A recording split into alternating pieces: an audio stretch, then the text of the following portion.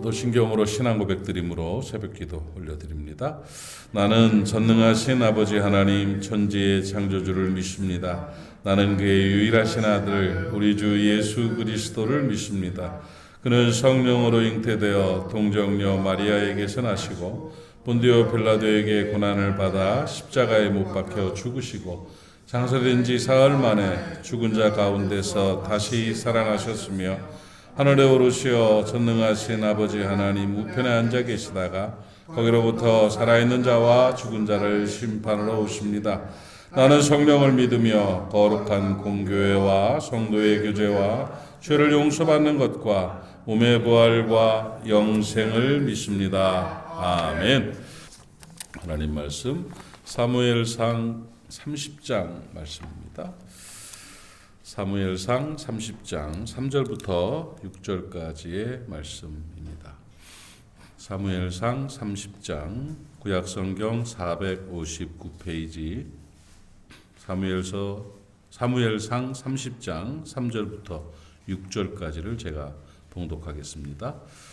다윗과 그의 사람들이 성읍에 이르러 본즉 성읍이 불탔고 자기들의 아내와 자녀들이 사로잡혔는지라 다윗과 그와 함께한 백성이 울 기력이 없도록 소리 높여 울었더라. 다윗의 두 아내 이스라엘의 여인 아히노암과 갈멜 사람 나발의 아내였던 아비가일도 사로잡혔더라. 백성들이 자녀들 때문에 마음이 슬퍼서 다윗을 돌로 치자 하니 다윗이 크게 다급하였으나 그의 하나님 여호와를 힘입고 용기를 얻었더라. 아멘. 다윗의 고난을 대처하는 자세를 우리는 본문을 통해서 배울 수가 있습니다. 저는 지난 월삭에 이 말씀을 가지고 함께 은혜를 나눴는데 인생을 살면서 가장 중요한 게 뭐냐 하면 방향입니다. 방향. 내가 어디로 가고 있느냐. 바르게 가고 있느냐, 삐뚤어 가고 있느냐, 그르게 가고 있느냐, 잘못 가고 있느냐, 잘 가고 있느냐. 이게 굉장히 중요해요. 근데 사람들은 속도에 이제 중심을 두고 이렇게 속도 중심으로 살아가요. 빌 게이츠가 시대를 평가하면서 시대를 판단하면서 그런 말을 했죠. 빠른 것이 느린 것을 잡아먹는 시대다. 이렇게 빌 게이츠의 말이 있습니다. 빠른 것이 느린 것을 잡아먹는 시대다.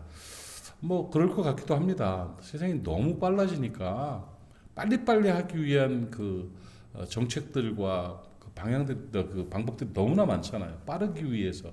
그래서 이 빠른 것이 느린 것을 잡아먹는 시대라고 하는데 과연 그것이 옳은 것일까는 우리가 생각을 해봐야 되는 겁니다. 인생은 속도가 아니고 방향입니다.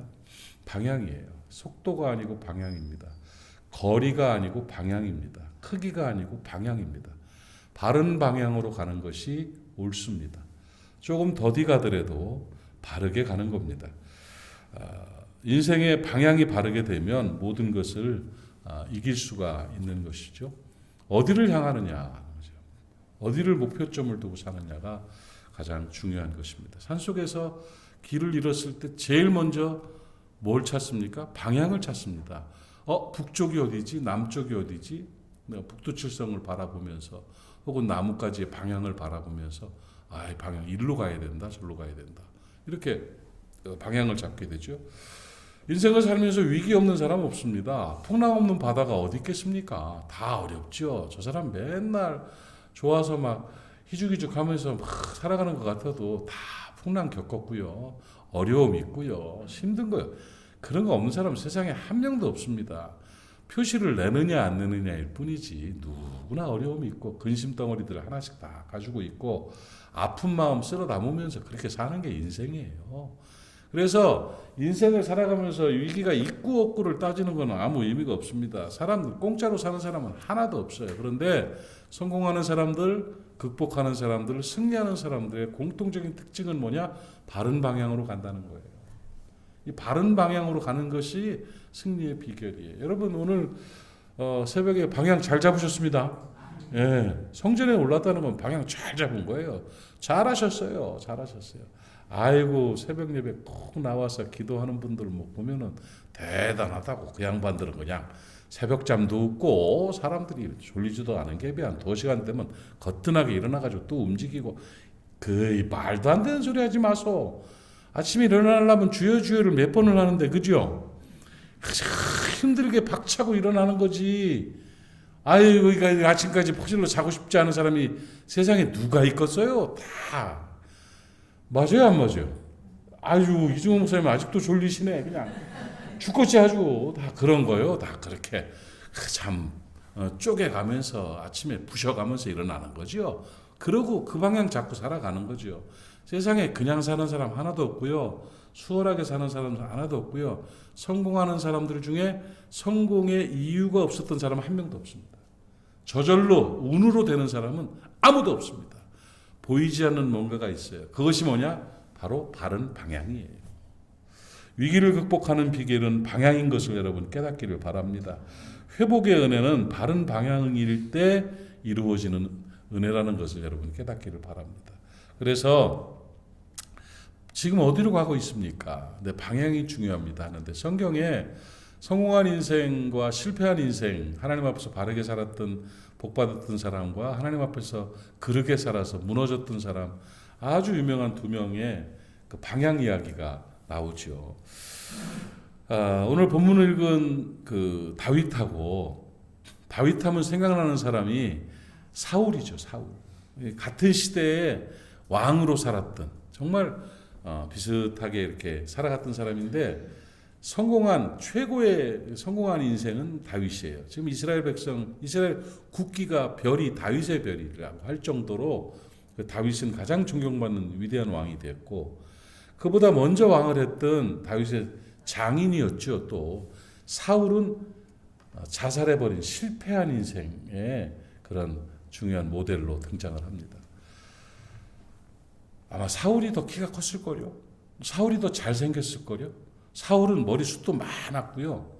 그 당시에 머리숱 많다는 얘기는 아주, 근데 좋은 멋있는 사람으로 등장을 하는데, 압살롬도 숱이 많았다고 그러고 사울도 많았다고 그래서 머리를 뽑아야 되나 하는 생각도 드는데, 어쨌든 간에 숱도 많고 그 당시에는 막 기골이 장대하고 용맹하고 잘생긴 멋진 사람이 사울이었다고요. 그런데 결과는 비참했습니다. 그런데 어린 소년, 또 양치기 소년 출신인 이 다윗은 정말 골리앗 한번 때려잡고 듣보잡이라고 될 정도로 어디서 듣도 보도 못한 사람이 왕이 되는 그런 결과까지 왔는데, 그 사람은 그야말로 성공 인생이 됐어요. 뭐예요? 외모도 아니고 가문도 아니고 실력도 아니고 능력도 아니고 용맹성도 아니고 지혜도 아니고 아무것도 아니고 오직 방향이었다고요. 방향. 뭘 보면 알 수 있느냐면, 사울은 사무엘이 죽은 다음에 블레셋이 쳐들어왔어요. 블레셋이 쳐들어오는 위기를 겪게 됐습니다. 큰일 났다고 하면서 막 이게 이제 우리 죽게 생겼다고 막 국민들이 막 백성들이 막 소동을 하니까, 그때 사울이 선택한 것이 뭐냐면, 부하들에게 말해서 엔돌에 사는 신접한 여인을 찾으러 가자 해서 무당 찾아갔어요. 무당이 뭘 알려주는 길을 우리가 해보자 해가지고 엔돌에 있는 신접한 여인을 변장하고 찾아가는 비참한 모습을 보였죠. 결과가 어떻게 됐습니까? 전쟁터에서 죽었어요. 살게라고 죽어버렸다. 그러니까 하나님의 성전에 올라야지요. 어려운 일이 생기면 하나님 먼저 생각이 나야지. 하나님 앞에서 내가 회개할 것이 있는가? 하나님 앞에서 내가 행해야 될 것이 있는가? 하나님의 도우심은 오직 하나님이신데 하고 하나님을 향해야지 무당 찾아가는 거예요. 얘기 좀 들어보고 싶어가지고요. 어떻게 하면 좋을까를 무당한테 묻고 싶은 거예요. 세상 방법을 선택하는 것을 상징하는 거예요. 모든 문제가 있고 위기가 있고 어려움이 생길 때는 방향을 하나님 앞으로 성전으로 돌리시는 여러분 되시기를 바랍니다. 성공한 사람들, 승리한 사람들, 극복한 사람들, 모든 성경의 우리의 신앙의 선배들은 딱 일 생기면 성전에 올랐어요. 하나님을 찾아갔다고요. 하나님 앞에 나아갔다고요. 하나님 앞에 무릎 꿇었다고요. 그래서 성공하고 승리하고 치료되고 해결받고 회복되었다는 얘기죠. 사울은 왜 실패했느냐? 방향을 잘못 잡아서 그래요. 그는 세상을 향했습니다. 무당을 향했습니다. 자기 의지와 자기 경험을 생각하고 그렇게 잘못된 방향을 갔던 것이죠. 그것이 실패의 원인입니다. 그런데 그보다 더 심란하고 심각한 실질적인 위기를 경험한 사람이 바로 다윗입니다. 다윗이 시글락에 살 때에 출정을 나갔다가 왔더니 3일 만에 왔더니 아말렉이 쳐들어왔어요. 아말렉이라는 그 호전적인 군인들이죠. 그들이 쳐들어와 가지고는 막 시글락을 그 진영을 다 불살라 버렸어요. 홀랑 불탔는데 불만 탄 것이 아니라 가족들을 다 잡아갔어요. 심각한 위기입니다.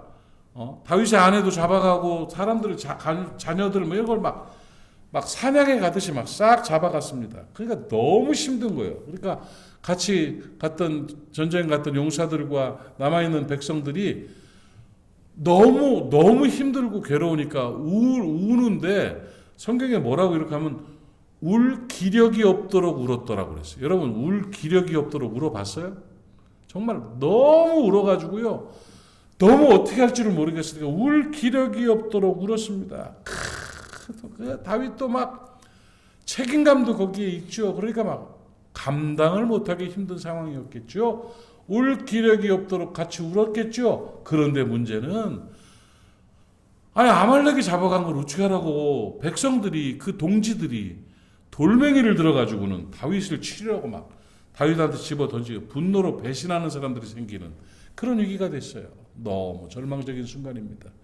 그때 정말 어찌할 줄 없어서 너무 괴롭고 힘든 상황인데 마음이 다급했다고 그랬다고.